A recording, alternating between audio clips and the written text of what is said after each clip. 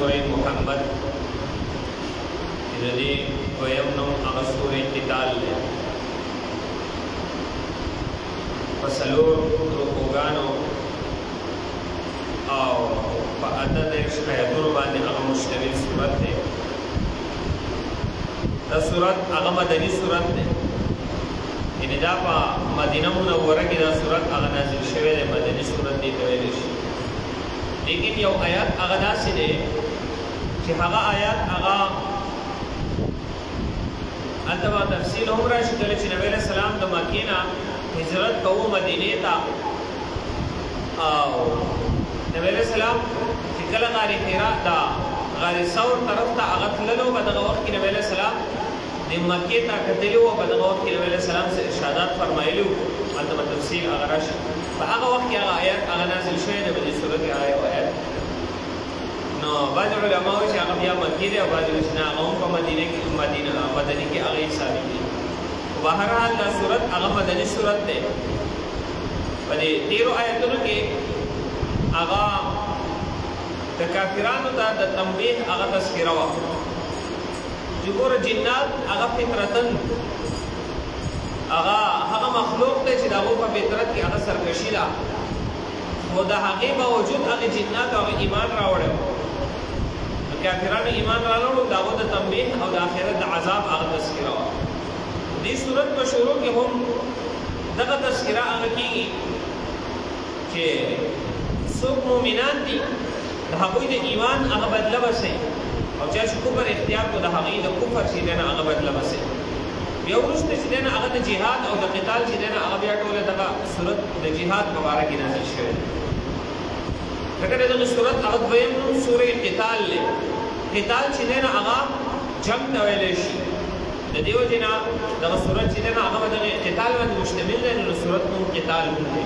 او یو نوم یې چې دی نه هغه سورې محمد دی. نبی علیہ السلام په نامه مبارکه باندې د دې صورت چې دی نو هغه نوم هغه دی.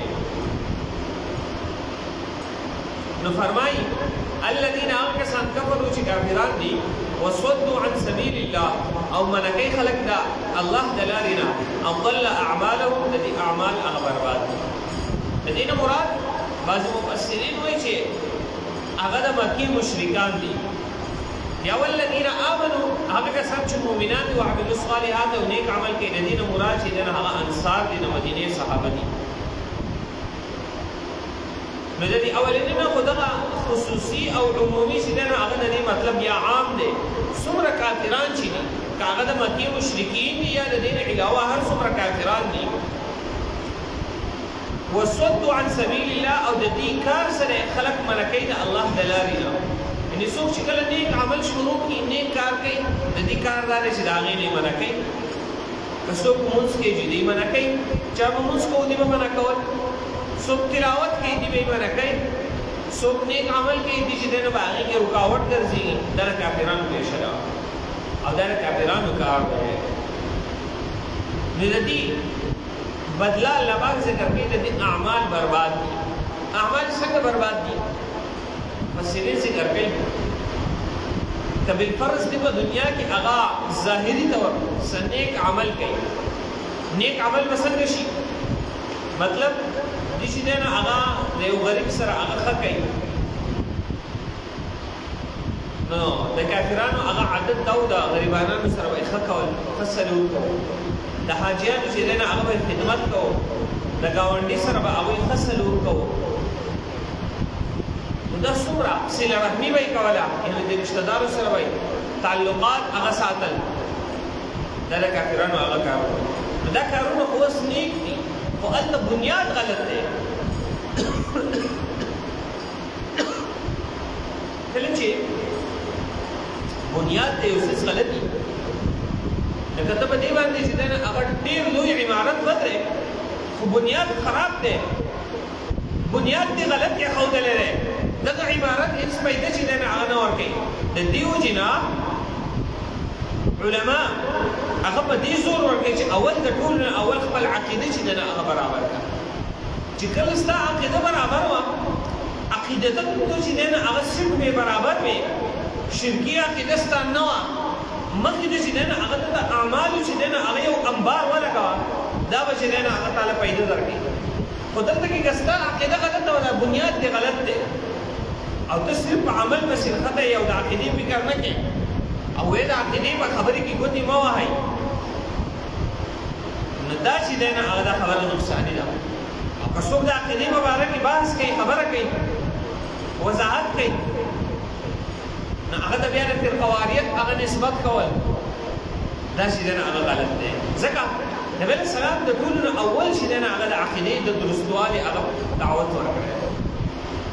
نبی علیه السلام څه دعوت ورکړي ای خلکو قولوا لا اله الا الله تفلحون تاسو لا اله الا الله وایئ تاسو به کامیاب شئ لا اله الا الله دا عقیده ده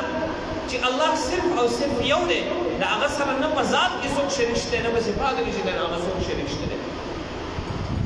نو دا عقیده ده نبی علیه السلام اولنۍ دعوت هغه د عقیدې و نو چې عقیده دې درست او صحیح وه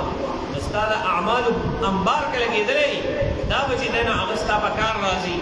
او که عقیده دې غلطه وه نو دغه اعمال ستا په کار نه راځي نو دلته الله پاک فرمایي اضل اعمالهم د دې اعمال برباد دي نو مفسرین تفسیر مذهبي کې لیکلي دي چې به نیک اعمال کول صله رحمي به یې کوله د خپلوانو سره ښه سلوک د ګاونډیانو سره د حاجیانو سره ښه سلوک هغوی باندې به اوبس کولی د غریبانانو سره به یې ښه سلوک کوو خو د دې باوجود د دې نه اعمال هغه برباد دي یو مفسرین دغه لیکي چې د الله پاک د طرف نه په دې باندې هغه یو دغه احسان دی چې د دې د نیک اعمالو په بدله کې به دې په دنیا کې چې دی نو هغه سره څه ښېګړه ورکړي خو لیکن په آخرت کې به د دې هېڅ جزا ورنکړي که نن هغه مونږ نیک اعمال کوو چې په خپله عقیده باندې اول نظر ساتو چېرته زموږ په عقیده کې خو داسې یو څیز نه دی داخل شوی چې هغه کفري او شرکي وي د هغې د وجې نه زموږ عقیده چې دی نو هغه برباد شوی وي که مونږ بیا ډېر اعمال کوو بیا قبول دي نو کافرانو کوم اعمال چې دین دا برباد دي هر څومره اعمال چې هغوی کوي نو دغه نیک اعمال دا به کافرانو کول الله پاک فرمایي دې ته به موږ په دنیا کې د دې څه بدلو ګوره تاسو ګورئ کافران چې کوم هغه دې ته نعمتونه حاصل دي د هغې یو وجه خو دا ده بعضې خلک وایي کافران هغه په قسما قسم نعمتونو کې دي یا هغه خلک چې هغه په ګناهونو کې اخته دي هغوی ته چې دی نو هغه څومره نعمتونه هغه ورکړی شوي دي او کم خلک چې هغه نیکان دي هغوی د هغه شان پراخي نه ورکولی کېږي دا څه وجه ده یو وجه خو دا ده چې الله پاک دغې بدکارو خلکو ته کافرانو ته فاجرانو فاسقانو ته هغه ښه په دې کوفر او په دې فسق کې ښه زیاتی چې دې ته ښه پراخي ورکړي د دنیا ده نو دې په دغې کې ښه سیوا شي او د جهنم دپاره ښه تیار شي دویم دا دې به څه نه څه ښه کار چې دی نو په دنیا کې کوي نو کوم ښه کار چې کوي نو الله پاک د دې هغه د ښه کار هغه بدله په دنیا کې ورته ورکوي او هر چې مؤمن دی د هغوی هغه ښه کار د هغې بدله الله پاک دې ته په آخرت کې ورکوي او په دنیا کې ورته هم ورکوي څه په دنیا کې ورکوي او څه په آخرت کې چې دی نو هغه ورکوي خو ډېره بدله په آخرت کې هغه ورکوي او ګوره مؤمن چې کومه دعا کوي او هغه قبوله نه شوه نو د دې به په آخرت کې دومره بدله میلاویږي چې دی به په آخرت کې هغه ارمان کې کاش په دنیا کې زما هیڅ یو دعا نه وی قبوله شوې او ټولې دلته په آخرت کې ماته د هغې بدله راکړی شوې نو د مؤمن د نیک اعمالو بدله دلته په آخرت کې هغه میلاویږي هغه په دنیا کې دلته څه بدله صحابه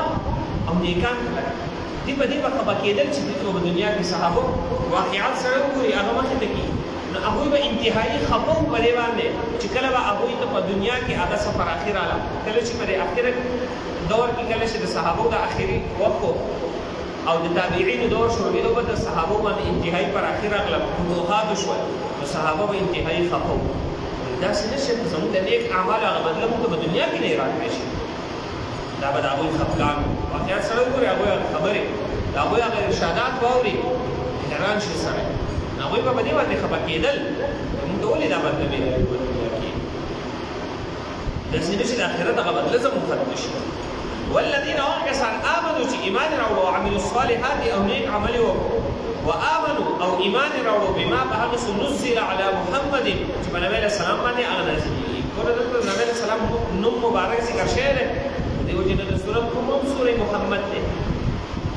بما نزل على محمد او باغ سي ایمان راوړو چې په نبی علیہ السلام باندې نازل شوی دي. د دې مراد څوک دي؟ انصار د مدینه یا چې عام مؤمنان ټول مراد دي چې ایمان راوړو نیک عمل وکړو او نبی علیہ السلام باندې کوم کتاب نازل شوی دی باندې هم ایمان راوړو وهو الحق من ربهم او حال دا چې د نبی علیہ السلام باندې کتاب نازلېږي دا د الله د طرف نه حق دی. کفر عنهم سیئاتهم الله پاک دې ګناهونه ګناهونه به معاف کړي د دې نیک اعمال به د دې ګناهونو کفاره وګرځي واصلح بالهم او د دې حالت په برابر کړي په دنیا او آخرت باندې به د دې حالت الله پاک برابر کړي. ذلك دا بأن الذين بشقاق قسم كفروا چې کافران دي اتبعوا الباطل دې باطل تابعداري کوي دی په ناحقه او په باطل بس ورپسې وان الذين كسان امنوا چې مؤمنان دي اتبعوا الحق من ربهم دې حق تابعداري کوي. کم حق چې دې د رب د طرف نه هغه نازل شوی دی د حقیقت تابعداري کوي او باقي بس ورپسې دي. كذلك دغه يضرب الله بيان الله للناس خلق امثاله مثاله.